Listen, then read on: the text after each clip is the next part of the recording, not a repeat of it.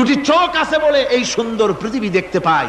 চোখ দুটি না থাকলে পৃথিবী অন্ধকার, মা দেখতে পাবো না, কোরআন দেখতে পাবো না, পৃথিবী দেখতে পাবো না, বাপ দেখতে পাবো না, সন্তান দেখতে পাবো না, দুনিয়াটা মিথ্যা হয়ে যাবে, ঠিক কিনা?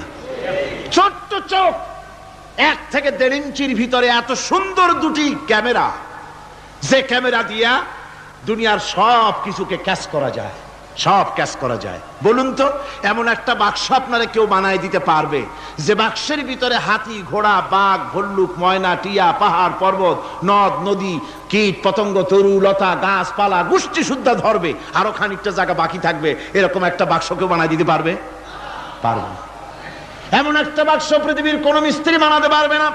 কিন্তু আল্লাহ রাব্বুল আলামিন আপনার আমার কপালের নিচে 1 থেকে 1.5 ইঞ্চির ভিতরে এমন 2টা ফিল্ম বক্স তৈরি করে দিয়েছেন, যা দিয়ে তাকাবেন আপনি কোটি কোটি মানুষ দেখবেন, পাহাড় দেখবেন, সমুদ্র দেখবেন, সূর্য দেখবেন, চন্দ্র দেখবেন।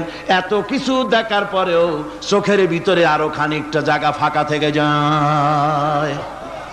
কি বিরাট নিয়ামত এই চোখ আল্লাহ পাক আমাদেরকে দান করেছেন।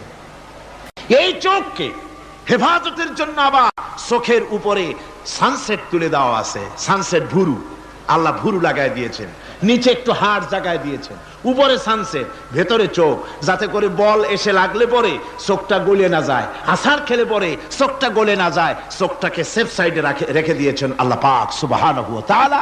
আল্লাহ পাকের কাছে শুকরিয়া তো আদায় করলাম না, আদায় করি। আসুন পড়ি আমরা সবাই, আলহামদুলিল্লাহি রাব্বিল আলামিন।